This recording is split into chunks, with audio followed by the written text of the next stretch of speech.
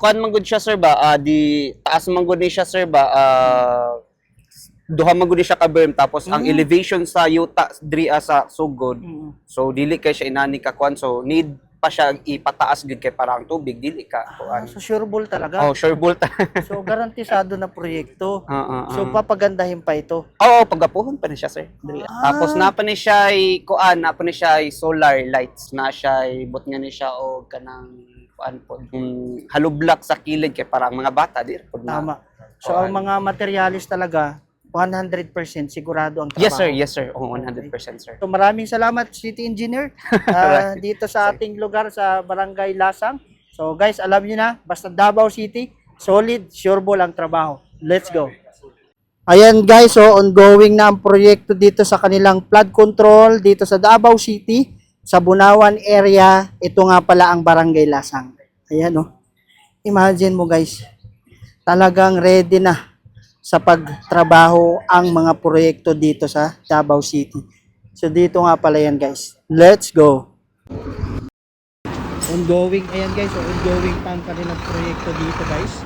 Nagtatampak sila ngayon ng mga lupa para sa matinding flood control na ginagawa dito sa may Barangay Lasang, Davao City. So ayan o, kita mo naman guys kung paano nila tinatambak yan pang matindihan trabaho proyekto dito sa Davao City. Dito yan sa may Barangay Lasang. Yan o.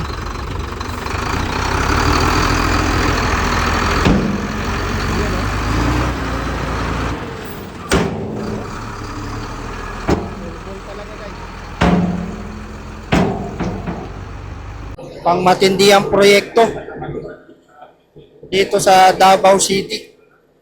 Sureball oh. Dito yan sa Barangay Lasang, Davao City. Ongoing ang kanilang mga proyekto. Yan oh. Ginagawa ng kanilang flood control dito sa area.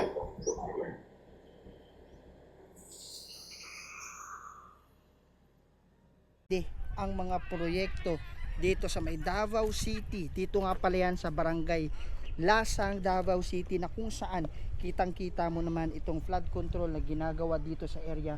Naglabasan pa nga mga bakal dito na talagang sigurado, garantisado 101% ang pagkatrabaho. Basta Davao City, sureball ang mga proyekto. So ano pang hinihintay mo? Let's go! Guys, andito tayo ngayon sa may Barangay Lasang, Davao City, na kung saan meron na naman tayong matinding proyekto na ginagawa dito, at ito nga pala ang kanilang matinding flood control na kung saan ongoing dito sa lugar na to. So kung mapapansin mo guys, so ilang step yan no. So from dito, ito yung pinaka Lasang River nila, na kung saan malaking tulong ito sa mga mamayan dito sa lugar ng Barangay Lasang, dahil dito sa gantong flood control na maganda at quality ang pagkatrabaho. Kitang-kita nyo naman guys, nakalabas pa nga yung mga bakal dyan. May kita mo na talagang pulido at sureball na sigurado ang trabaho. So ano pang hinihintay mo? Kung gusto mo makita ang mga matinding proyekto dito sa Davao City, dito lang yan sa may Barangay Lasang, Davao City. Let's go!